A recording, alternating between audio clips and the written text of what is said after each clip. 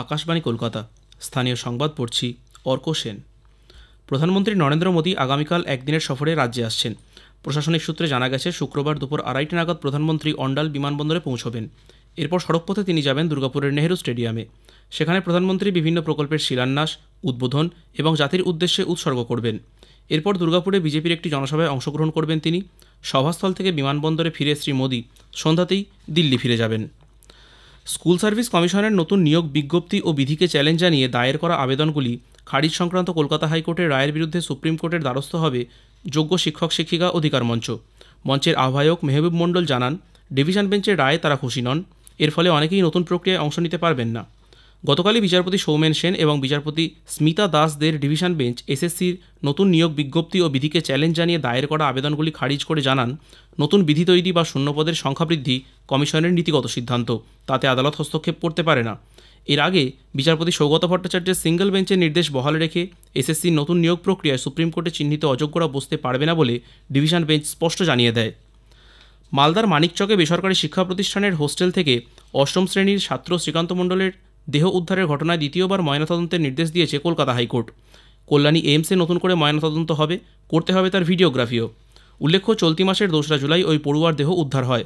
Malda medical college হাসপাতালের ময়নাতদন্তের রিপোর্টে আত্মহত্যার উল্লেখ থাকলেও পরিবার তা মানতে নারাজ। ছেলের দেহ সৎকার না করে বাড়িতে ফ্রিজারে রেখে হাইকোর্টের দ্বারস্থ হন পরিবারের সদস্যরা।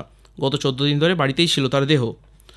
অচৈতন্য করে এক কিশোরীকে ধর্ষণের দায়ে অপরাধীকে 25 বছরের কারাদণ্ডের নির্দেশ দিয়েছে জলপাইগুড়ির বিশেষ পক্সো আদালত। পাশাপাশি 1 লক্ষ টাকা জরিমানা, অনাদায়ে আরও 2 মাসের কারাদণ্ডের নির্দেশ দেওয়া হয়েছে।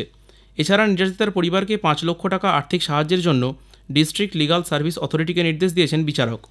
চলতি বছরের জানুয়ারি মাসে জলপাইগুড়ি সদর ব্লকের 8ম শ্রেণীর পড়ুয়া ওই ছাত্রীকে স্কুলে নিয়ে যাওয়ার পথে মাদক মেশানো চকোলেট খাইয়ে অচৈতন্য করে ধর্ষণ করে। ঘটনার 5 মাসের মধ্যেই রায় ঘোষণা করল পক্সো আদালত।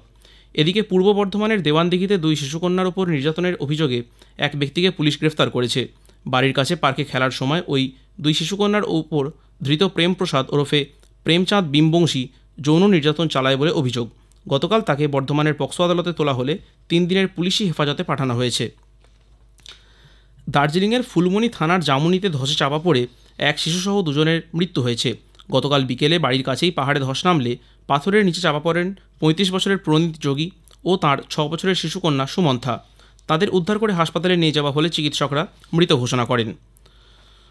কলকাতার শ্যামাপ্রসাদ মুখার্জি বন্দর পুজোর আগেই কলকাতার অন্যতম প্রাচীন নিমতলা নিরঞ্জন ঘাটের সংস্কারের উদ্যোগ নিয়েছে।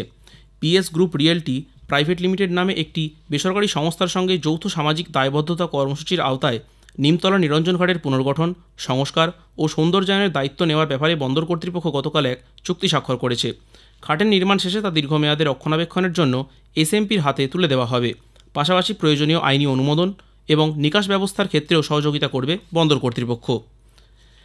একটানা দুর্যোগে দক্ষিণ 24 পরগনার গঙ্গাসাগরের 1 নম্বর স্নানঘাটে ধস নেমে সংলগ্ন ইটের রাস্তা ও বিদ্যুতের খুঁটি সাগরের জলে তলিয়ে গেছে। নিম্নচাপ ও পূর্ণিমার কোটালে তীব্র জলোচ্ছ্বাসের জেরে ভয়াবহ ভাঙনে আতঙ্কিত এলাকাবাসী। নদীর তটে ভাঙন শুরু হলে বসতি এলাকা প্লাবিত হবে বলে আশঙ্কা করা হচ্ছে। এদিকে পশ্চিম মেদিনীপুরের ঘাটালে বন্যা পরিস্থিতি ক্রমশ ভয়াবহ আকার নিচ্ছে। বিভিন্ন নদীর জলস্তর চরম বিপদসীমার উপর দিয়ে বইছে। রাজ্যে গবাদি পশু, পোলট্রি ও মাছের খাদ্যের চাহিদা মেটাতে রাজ্য সরকার আগামী 3 বছরে অতিরিক্ত 60,000 হেক্টর জমিতে ভুট্টা চাষের আওতায় আনার লক্ষ্যমাত্রা ধার্য করেছে।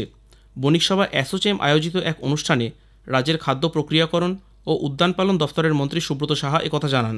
তিনি বলেন, বছরে 4 বার ভুট্টা চাষ করা যায়, কিন্তু রাজ্যে যথাযথ প্রক্রিয়াকরণের ব্যবস্থা না থাকায় অন্য রাজ্যের ওপর নির্ভর করতে হচ্ছে। এক্ষেত্রে বিনিয়োগের জন্য তিনি শিল্পপতি ও উদ্যোক্তাদের আহ্বান জানান। অপেক্ষাকৃত অনুর্বর এবং কম বৃষ্টিপাতযুক্ত এলাকায় বিকল্প ফসল হিসেবে ভুট্টা চাষকে জনপ্রিয় করে তোলার চেষ্টা চালানো হচ্ছে। প্রাক্তন ক্রিকেটার রাজু মুখার্জিকে মোহনবাগান ক্লাব এবার জীবনকৃতি সম্মান প্রদান করবে। আগামী 29শে জুলাই মোহনবাগান দিবসের অনুষ্ঠানে তাকে এই সম্মান প্রদান করা হবে। আগেই জানানো হয়েছিল, স্বপন সাধন বসুকে মোহনবাগান রত্ন পুরস্কার দেওয়া হবে। বর্ষসেরা ফুটবলার নির্বাচিত হয়েছেন আপুইয়া, উদীয়মান ফুটবলার নির্বাচিত হয়েছেন দীপেন্দু বিশ্বাস।